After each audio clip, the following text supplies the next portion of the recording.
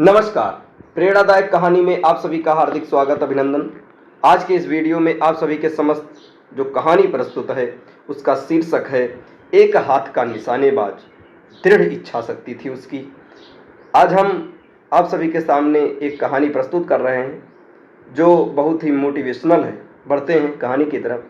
बात 1920 की है। हंगरी आर्मी का एक नौजवान लड़का था जिसकी जिंदगी में बस एक ही मकसद था। उसका मकसद ये था कि दुनिया का सबसे अच्छा पिस्टल शूटर बनना। अपने लक्ष्य को प्राप्त करने के लिए वो दिन रात मेहनत करता, घंटों प्रैक्टिस करता और इसी का परिणाम था कि वो अपने देश के टॉप पिस्टल शूटर्स में गिना जाने लगा। सन 1938 में 28 साल का होते होते उसने देश विदेश के कई शूटिंग चैंपियनशिप्स जीत ली और सभी को यकीन हो चला था कि दाएं हाथ का ये निशानेबाज 1940 के टोक्यो ओलंपिक्स में गोल्ड मेडल जीतकर ही दम लेगा। लेकिन होनी को तो कुछ और ही मंजूर था। एक आर्मी ट्रेनिंग सेशन के दौरान उसके दाएं हाथ में मौजूद एक हैंड ग्रेनेड फट गया। इस हादसे में उसने अपना दायां हाथ खो दिया और इसके साथ ही उसका ओलंपिक गोल्ड मेडल जीतने का सपना भी चकनाचूर हो गया। वह 1 महीने तक हॉस्पिटल में पड़ा रहा और उसके बाद जब बाहर निकला तो उसकी दुनिया बदल चुकी थी। अब उसकी सबसे बड़ी ताकत उसका दायां हाथ उससे के साथ ही नहीं था। कोई आम इंसान होता तो क्या करता? अपने भाग्य को कोसता, लोगों की सिंपैथी लेने की कोशिश करता या लोगों से कटने लगता।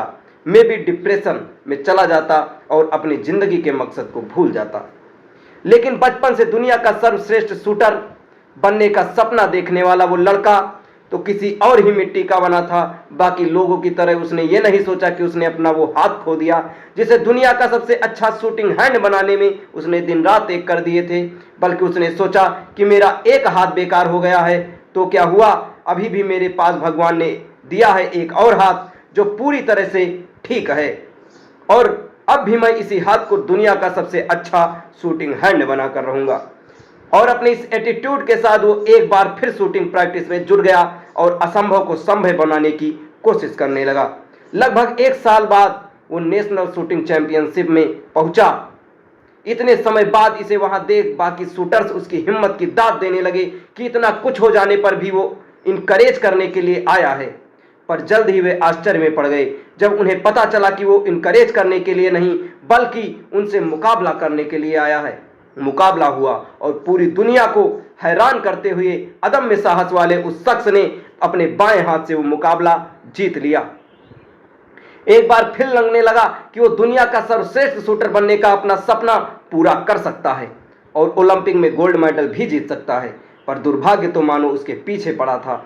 विश्व युद्ध की वजह से 1940 और 1944 के ओलंपिक गेम्स कैंसिल हो गए और सीधे 1948 लंदन ओलंपिक्स कराने का फैसला लिया गया। इसी बीच कितने ही नए शूटर्स अपनी प्रतिभा को लोहा मनवाने के लिए खड़े हो गए।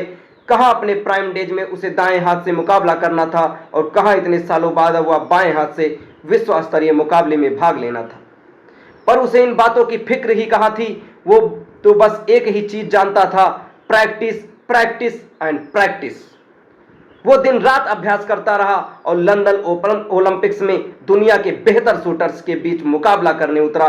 उसके साहस, उसकी हिम्मत और उसके धैर्य का आज इम्तिहान था और उसके किसी को निराश नहीं किया। वो उस इम्तिहान में पास हो गया, उसने गोल्ड मेडल जीत लिया। मित्रों, इस लड़के का नाम था कैरोली टैकाक्स और उसकी ये अनबिलीवेबल स्टोरी हर उस शख्स के लिए एक बहुत बड़ा संदेश है जो जरा सी परेशानी आने पर हार मान लेते हैं, जो अपनी असफलता के 50 कारण गिनाने में आगे रहते हैं पर सफल होने की एक भी वजह नहीं बना पाते। दुनिया में बस एक ही इंसान है जो आपको कामयाब या नाकामयाब बना सकता है और वो इंसान आप खुद हैं। इसलिए सफलता के संघर्ष में जब भी आपको लगे कि आपके साथ कुछ बुरा हुआ है तो एक बार फिर उस एक हाथ वाले पिस्टल शूटर के बारे में जरूर सोचिए और खुद ही डिसाइड करिए कि क्या ये अपना एक हाथ खो देने से भी बुरा है। लाइफ में अप्स एंड डाउन्स को आने से हम नहीं रोक सकते पर हम अपने साथ बुरा होने पर कैसे रिएक्ट करते हैं इस चीज को जरूर कंट्रोल कर सकते हैं। इस चीज को कंट्रोल करने के से इसलिए सिचुएशन चाहे कितनी भी बुरी हो जाए अपना एटीट्यूड पॉजिटिव बनाए रखें, अपना ध्यान अपने लक्ष्य पर लगाए रखिए और इस दुनिया को अपनी मंजिल पाकर दिखाइए। दोस्तों, ये कहानी आपको कैसी लगी कमेंट बॉक्स में जरूर बताएं और ऐसे ही ढेर सारी कहानी के लिए हमारे चैनल के साथ जुड़े रहें। धन्यवाद।